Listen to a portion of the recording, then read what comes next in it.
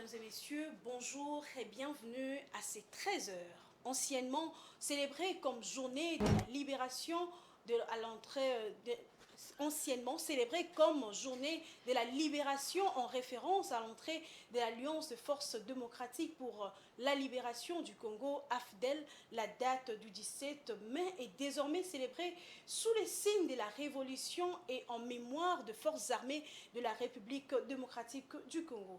Elle a été instituée par le président de la République, Félix Tshisekedi, depuis son accession à la magistrature suprême. Passons à présent à autre chose. Le guichet unique des délivrances et de permis de construire GUPEC en sigle est déjà opérationnel en République démocratique du Congo. C'est ce qu'a annoncé le directeur général de cette structure au Premier ministre Jean-Michel Samaloukonde. Le staff dirigeant de cette nouvelle institution a saisi cette opportunité pour faire part au chef du gouvernement de quelques problèmes auxquels ils sont butés au sein du GUPEC. Suivez le directeur général de cette institution au micro devant la presse. Nous sommes venus rencontrer son Excellence, Monsieur le Premier ministre, chef du gouvernement, en sa qualité du père de la réforme guichet unique de délivrance des permis de construire. Nous avons été désignés par lui, bien sûr, et au jour d'aujourd'hui, nous sommes fonctionnels.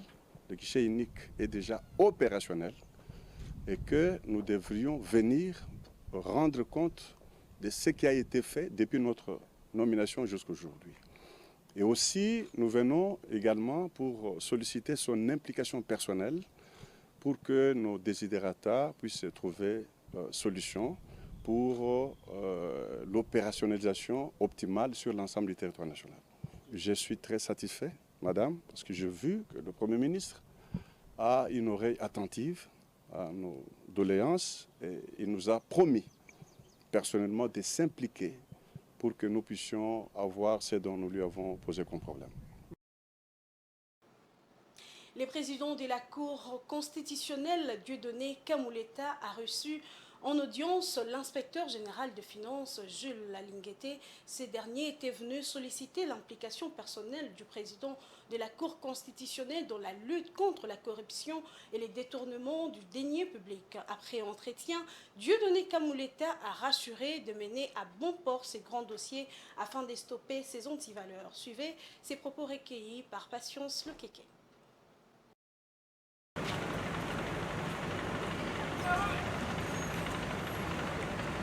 Le président de la haute autorité de la magistrature pour solliciter son implication personnelle dans tous les dossiers en rapport avec la corruption et les détournements des deniers publics. Je suis très ravi parce qu'il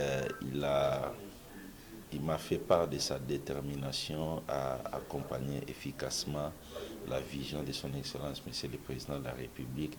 Et j'ai eu moi-même à leur assurer que tout sera fait pour que tout dossier qui arrive soit mené à bon port. Et c'est pour cela que nous avons inauguré une autre phase, parce que les dossiers qui venaient avant, on ne nous mettait pas en copie. Mais depuis hier, les dossiers qui arrivent, nous sommes mis en copie. Ça nous facilite la tâche pour ce suivi-là et faire en sorte que le magistrat qui est là pour que la population puisse avoir confiance dans sa justice puisse faire son travail sans atermoiement.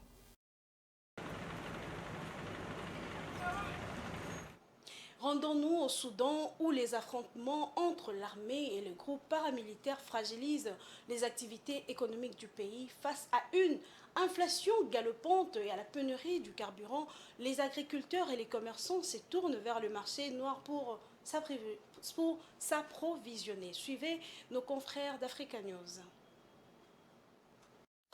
Au Soudan, les agriculteurs et les commerçants de la région d'Al-Kala dans l'état du Nil sont confrontés aux conséquences des conflits armés.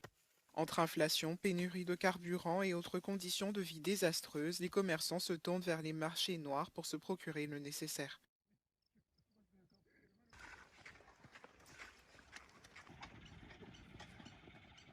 L'essence n'est plus disponible et son prix a augmenté sur le marché noir. Les gens ne peuvent pas transporter leurs légumes. Nous sommes de tout cœur avec les forces armées et nous espérons qu'elles vaincront ces rebelles afin que le pays soit débarrassé de cette rébellion. Que Dieu protège ce pays et toutes les régions du Soudan. Les habitants de Khartoum ont enduré des semaines de pénurie alimentaire désespérée, de coupures d'électricité, de pannes de communication et d'inflation sévèrement en hausse, tandis que dans l'état de Kassala, la population se mobilise contre l'exploitation et la hausse des prix. Aujourd'hui, dans l'état de Kassala, il y a eu des tentatives pour profiter de la crise, mais Dieu merci, la société de Kassala et le fait que les gens se connaissent ont empêché l'exploitation et la cupidité sur le marché. J'espère que la situation reviendra à la normale. D'après nos informations, il y a suffisamment de produits de première nécessité chez nous pour le moment. L'armée du général Al-Burhan contrôlerait environ 250 entreprises vitales pour l'économie du pays. Le déclin du niveau de vie fait craindre une guerre civile totale selon les économistes soudanais. C'est par ici que nous mettons fin à ce bulletin d'information, mesdames, messieurs. Merci de l'avoir suivi et restez branchés sur nos antennes.